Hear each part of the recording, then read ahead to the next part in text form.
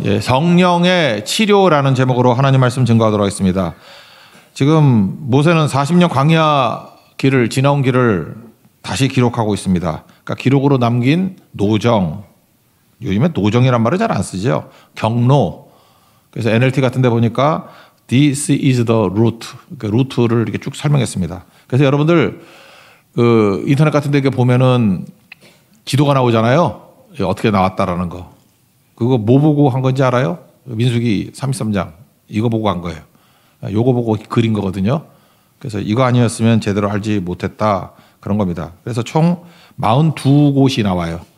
42곳이 나오는데 축약에서 의미 있는 곳 7군데만 뽑아서 하려 그러는데 오늘 다 하려 그랬거든요. 그랬더니 오늘 출근을 못 하겠어. 그래서 3개만 나누려 그럽니다. 그래서 1절, 2절 보시면 모세와 아론의 인도로 대오를 갖추어 애굽을 떠난 이스라엘 자손들의 노정은 이러하다.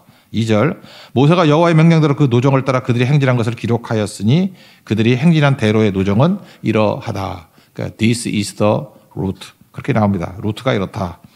오늘 3가지인데 첫 번째는 람셋, 두 번째는 홍해, 세 번째는 마라. 그렇습니다. 각각 의미가 있죠. 람셋이 의미하는 것은 한 단어로만 피, 홍해는 물, 그 다음에 마라는 쓴물이 단물된 데죠. 마라. 그래서 엘림으로 가잖아요.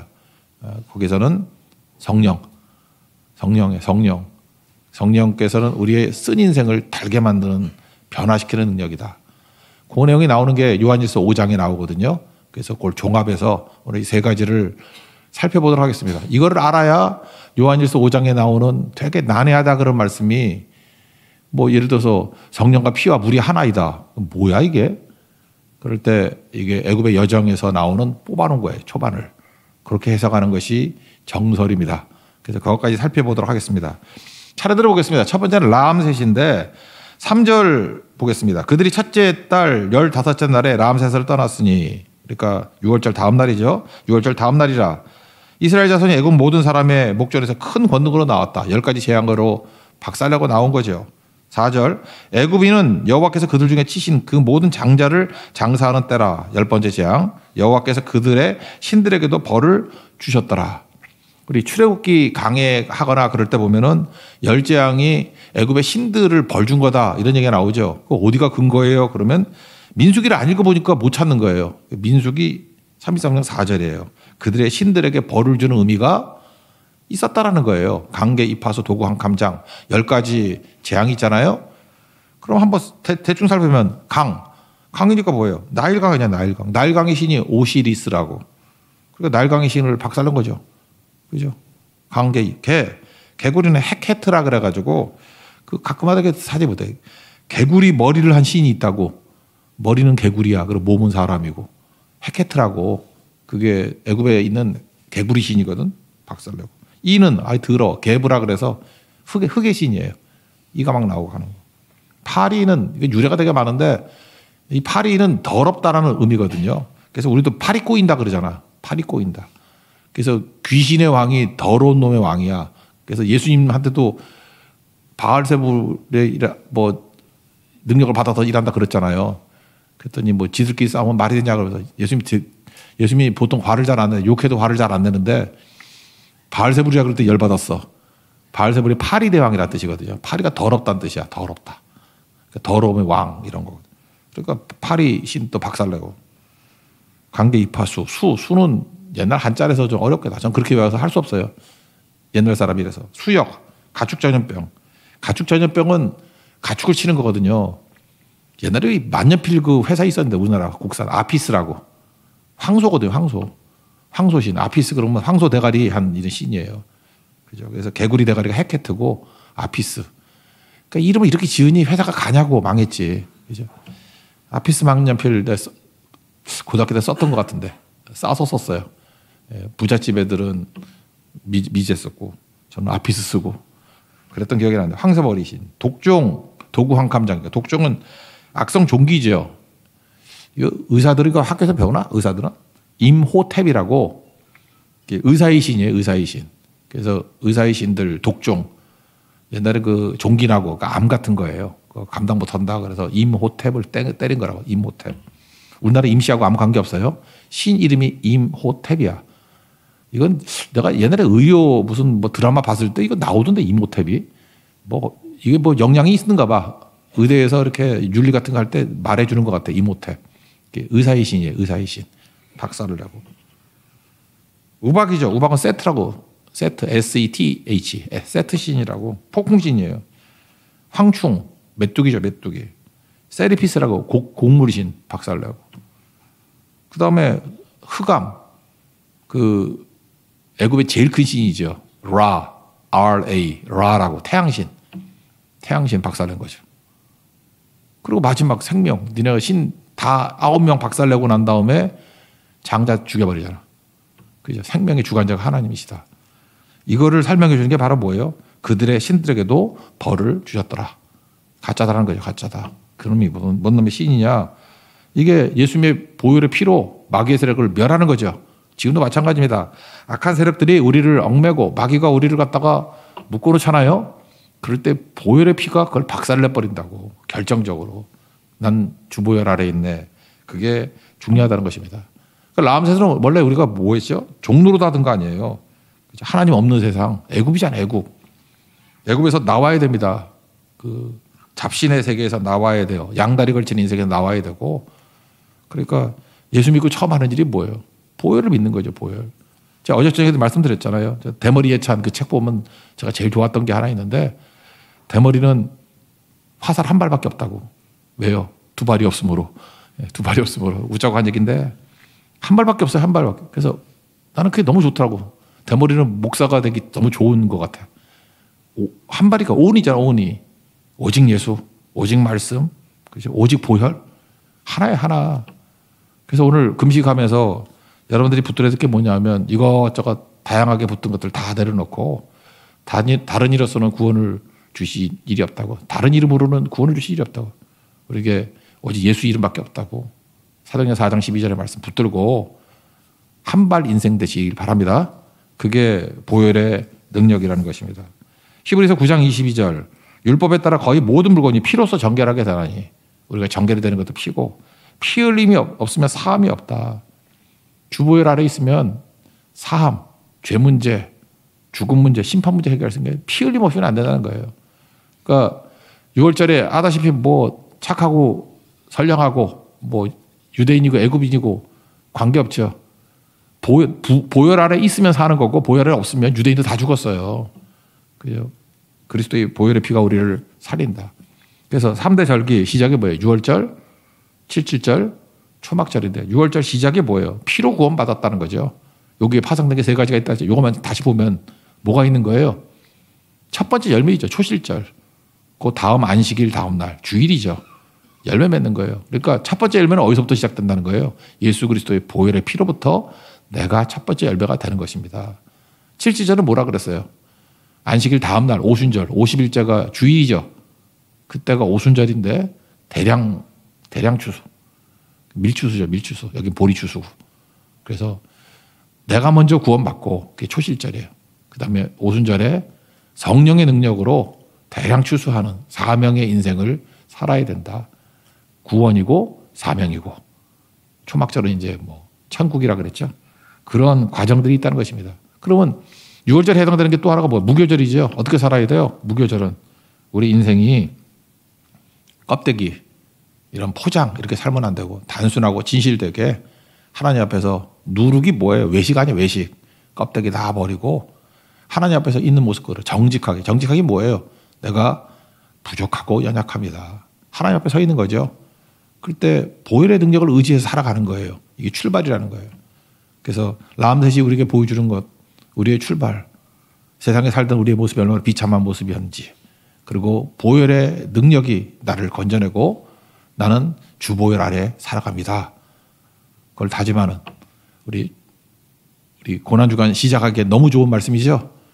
6월절 어린 양의 피로 씻김 받는 출발이 있는 하나님 백성 되기를 축원합니다. 두 번째 가는 게 어디냐면 홍해거든요. 8절 보시면 하이로 납을 떠나 광야를 바라보고 바다 가운데를 지나. 홍해란 말은 어쩌면 바다 가운데를 지나니까 홍해죠. 홍해는 뭐라 그랬어요? 물. 6월절이 람셋이 피라 그러면 여긴 물이라고요. 물이 상징하는 건 뭡니까? 세례예요. 그럼 세례가 상징하는 건 뭐예요? 죽음이죠. 이게 정확히 해석하는 게 고린도전서 10장 1절과 2절이죠. 형제들아 나는 너희가 알지 못하기를 원치 아니하노니 그가 뭐 알라는 거죠. 알라는 거. 알지 않기를 원치 아니한다 그러죠. 이중부정이니까. 제대로 알아야 돼. 우리 조상들이 구름 아래 있고 바다 가운데를 지나며 모세에게 속하여 다 구름과 바다에서 세례를 받고 이게 홍해잖아요. 홍해 지나간 걸 뭐로 여겼어요? 세례를 받고 세례는 뭡니까? 죽음이에요. 그러니까 옛사람이 죽고 새사람이 됐다는 거죠. 언약의 보혈의 피로 구원받고 난 다음에 어디로 가야 돼요? 세례. 여러분 세례도 그거 무시하면 안 됩니다. 세례가 내 죽음을 선언하는 거예요. 이번 부활절에 그 성례식 있죠. 세례 학습인데 세례 받아야 돼요. 믿는데 왜 세례를 안 받아? 세례를 받고 난 다음에 옛사람이 죽고 이제는 새로운 사람으로 거듭납니다. 그런 거죠. 이거 잘 설명해 주는 게 로마서 6장이거든. 로마서 6장 1절부터 쭉 나오는 게 세례의 의미예요. 옛사람이 죽고 새 사람으로 태어났다. 3절만 읽어드리면 무릇 그리스도 예수와 합하여 세례를 받은 우리는 세례가 뭐 죽음이죠. 그의 죽으심과 합하여 세례를 받은 줄을 알지 못하느냐. 세례가 무슨 뜻이라고요? 죽으심. 그러니까 고린도서 5장 17절에 말씀이 나오는 거죠. 누구든지 그리스도 안에 있으면 그리스도 안에서 죽으면 세례와 함께 물에 빠져 죽으면 새로운 피조물이라. 이전 것은 지나갔으니 보라 새 것이 되었도다. 그리고 홍해는 뭐 죽음이라고 죽음. 그러니까 우리가 해야 될 일이 무엇입니까? 죽는 거죠. 욕심이 죽어야 돼요. 욕심이. 욕심의 반대가 은혜죠. 욕심이 죽어야 은혜로 살지. NIBC 내가 죽어야 예수로 살죠. 은혜는 뭐예요? 예수 중심이죠. 그러니까 하나님을 예수님으로 바꾼다 그러면 예수님이 주신 거 은혜. 예수님이 주신 심부름 사명. 예수님이 주신 말씀.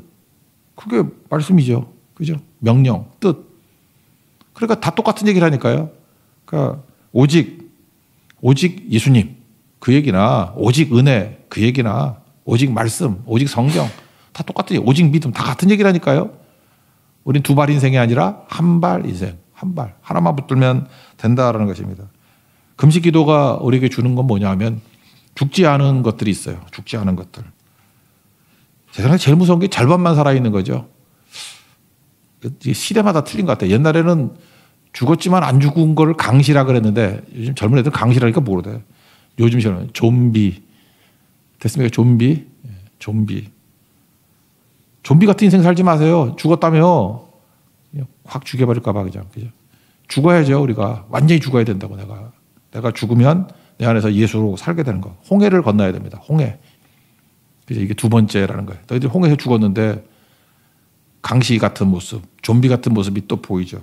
그게 세 번째라는 것입니다. 마라를 통과해야 된다. 마라는 성령이에요. 쓴물을 단물로 바꾼 곳이죠. 이게 성령이라고. 8절 하반절을 보니까 에담 광야로 사흘 길을 가서 마라의 진을 치고 마라는 어떤 것이에요? 물이 있는데 먹었더니 쓴물이야. 그래서 막 원망하는 게 나오죠. 우리 인생이 쓴 인생이라는 것입니다. 뭐 광야 들어갔더니 반사형통이 아니라 쓴 인생.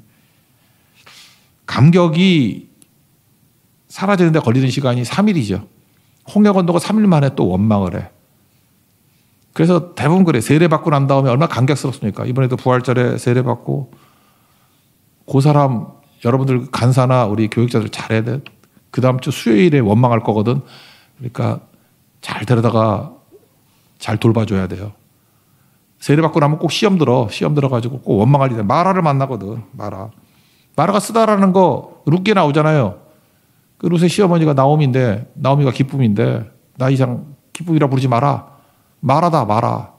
나 박기쁨 아니야. 박마라야. 나 망했어. 마라 먹어서. 국밥집 망한 이유 마라 먹어서. 그죠? 마라. 쓰다는 거지 쓰다. 그래서 여기서 중요한 게 뭐냐 하면은 우리 삶 속에서 어려움이 온다 할지라도 절대로 입 밖으로 원망을 내서는 안 된다는 거예요. 이거 되게 중요한 거죠. 로마서 10장 10절을 보면은 사람이 마음으로 믿어 의에 이르고 이건 다 동의하시죠. 마음으로 믿음을 가지면 예수님께서 의라는 옷을 입혀주셔요. 여기까지는 맞는 거죠. 마음으로 믿어 의에 이르고. 이거 되게 잘해요 우리가. 마음으로 믿고 아멘 믿습니다. 의에 이르고. 마음으로 믿어서 의의 옷을 입고. 마음으로 믿어서 이거 잘해요. 어디까지 가야 돼요? 입으로 시인하여 구원에 이르느니라. 입으로 시인하는 것까지 가야 된다는 거예요. 입으로 시인하는 거. 이거 제대로 못하고 나는 마음으로 믿어서 의에 이르렀어요. 그리고 입으로 시인 안 해가지고 13, 14절에 나와서 10명의 정탐꾼이 헛소리 하잖아. 입으로 원망하고. 그러다가 다 낭망해서 낙심해서 40년 동안 방황하다 죽었잖아요. 그러니까 뭘 해야 돼 우리가? 입으로 시인하는 거. 그래서 원망은 입 다물고 있어야 되고 감사를 시인해야 되고. 그래서 14장에 나오잖아요. 하나님께서 내가 들린 대로 행한다고. 그게 뭐예요? 말한 대로 된다는 거 아니에요? 말한 대로. 그래서 입으로 시인하는 게 되게 중요한 거죠. 여러분 금식을 하다 보면은 월요일 오늘은 괜찮겠다. 오늘은 저녁 때쯤에 이제 연세 드신 분들은 머리 아픈 분들이 나와. 몸에 이제 독이 나오거든. 머리가 띵하니 아프고. 그러면 죽을 것 같아. 절대 안 죽어요. 죽을 것 같아서 고기 구워 먹지 말고. 예. 그러니까 금식이지. 이제 화요일쯤 되놓으면은 자기 속에 있는 독이 막 나오기 시작해. 독이 나옵니다. 그때 독이 나와서 화를 잘 내는 사람은 화를 덜 내고요. 음란한 사람은 더 음란해지고, 뭐 자기 쇼핑 중독이 있는 사람은 쇼핑 더 하고, 막 그래. 자기의 약한 거 믿음과 의지로 눌러놨던 게 딱 열려요. 그때 내가 얼마나 한심한 존재인지를 깨닫게 돼요. 그런 거 있죠. 호수가 얼마나 깊은지는 가뭄 때에 안다고. 호수에 물이 차 있을 때 뭐 얼마나 깊은지 어떻게 알아. 백운 호수 그럴 때도 깊이 모르겠더라고. 근데 가뭄 때에 다 하니까 별로 깊지도 않대. 그러니까 가뭄이 될 때 아는 거죠. 우리도 맞아요. 금식이 왜 중요한지 아십니까? 나를 보게 돼요. 내 본전을 보게 돼. 아, 내가 이렇게 얕은 인생이었구나. 내가 생각보다 깊었구나. 그게 그때거든요. 그때에 이렇게 독이 다 나올 때 그때 원망하지 말고 기도해야 응답이 있다는 것입니다. 금식은 그래서 좋은 거예요. 여러분 쇼하고 이렇게 외식하고 포장지로 숨기는 건 신앙생활 여러분들 도사들 됐잖아. 10년 넘게 하면 잘 믿는 척하는 거 도사들 다 돼 있잖아. 근데 금식하면 못 속여요. 자기가 놀래. 내가 이렇게 더러운 존재였구나. 그래서 그걸 다 토해내면 정말 깨끗해집니다. 하나님께서 성령으로 채워주시는 능력이 임하게 된다라는 거예요. 그때에 다시 예수님 붙드십시오. 그러면 예수님의 영인 성령을 보내주셔요. 성령이 하시는 일이 뭐냐 하면은 쓴물을 단물로 바꾸는 거고. 사도행전 보세요. 모든 역사들이 다 쓰디스 인생을 뒤집어 버리잖아. 하나님께서 단 걸로 역사하는 걸로 바꿔버리잖아요. 인생은 추나추동이 있거든요. 다 유익이 있죠. 그걸 유익이 있다는 걸 깨우쳐 주는 게 누구예요? 성령께서 우리를 깨우쳐 주신다고. 그래서 성령 의지하는 거 이게 중요한 거죠. 우리나라에는 바퀴벌레가 크지 않죠. 여러분 미국 바퀴벌레 가면은 뉴욕이 바퀴벌레로 유명한 도시인데 미국 인구보다 10배의 바퀴벌레가 있어. 그래서 바퀴벌레 없는 게 유태인 사는 그 동네 그 그레인넥이라 그러거든요. 그레인목 이쪽 그 동네가 좀 비싸. 거기 호텔 가면 바퀴벌레 없고 나머지 거지 같은 데 가면은 정말로 바퀴벌레 엄청 많아요. 근데 걔네들은 바퀴벌레가 크기도 크지만 날개가 있어. 막 날아다녀. 그래서 내가 물어봤어요. 여기는 왜 이래요? 그랬더니 겨울이 혹독하지 않아서 그렇대요. 겨울이 혹독하지 않으면 바퀴벌레가 계속 커지는 거야. 우리나라 바퀴벌레는 바퀴벌레도 아니에요. 그거 요따만한 게 뭐 왔다 갔다 하고 하잖아. 혹독한 겨울이 있어가지고 나쁜 거 아니죠. 하나님께서 우리 인생 가운데 이렇게 혹독한 겨울을 주시는 이유가 뭐냐 하면은 그런 얘기잖아. 겨울이 혹한기가 와야 풍년 온다고. 그 해충들 다 죽는 거예요 그때. 겨울이 따뜻한 게 좋아요. 뭐 잠깐만 따뜻한 그러다가 여러분들 바퀴벌레 날아다니는 데서 같이 살아야 돼. 복이죠 복. 하나님께서 그거를 해석하고 그걸 이기게 만들어서 결국 우리는 바보라서 이해 답도 공감을 못 하잖아. 맨날 원망하잖아. 하나님 내가 믿고 의지한다는데 성령께서 왜 나에게 혹독함을 주십니까? 이렇게 혹독한 겨울을 주십니까? 성령께서는 과묵해서 말은 잘 안 하시는데 그래야 막 바퀴벌레가 안 날아다니지. 그래 요따만한 바퀴벌레 생기지. 왜 맨날 이렇게 풍랑을 주십니까? 우리나라에 태풍을 주시는 이유가 뭘까? 태풍 없어봐. 녹조 와가지고 맨날 황토 갖다 붓기 바쁘고 그 얼마나 인건비 들어. 근데 뭐 황토 갖다 붓고 뭐 고기 다 죽는다 난리칠 때 태풍 한번 불으니까 청정구역 돼 청정구역. 우리 인생이 그렇다고. 그거를 주도하시고 깨우쳐 주시고 인도하시는 분이 성령이라고요. 여러분 지금 인생 쓰디 쓴 것들이 있죠 지금도. 내 인생이 왜 이렇게 쓰지? 성령 의지하십시오. 성령은 그때에 나뭇가지 씹어 던지면 단물로 바꾸어 주시는 능력이 임하게 된다는 것입니다. 그래서 말하는 나를 발견하는 시간이에요. 그게 가뭄 때 내 믿음이었던 거지. 자꾸 원망이 나오려고 독이 나오려고. 그거 내놓고 나아가면 주님이 고쳐주십니다. 그래서 그냥 고쳐주시지만 않고 요 똑같은 본문이 출애굽기 15장에 나오잖아요. 마라 사건.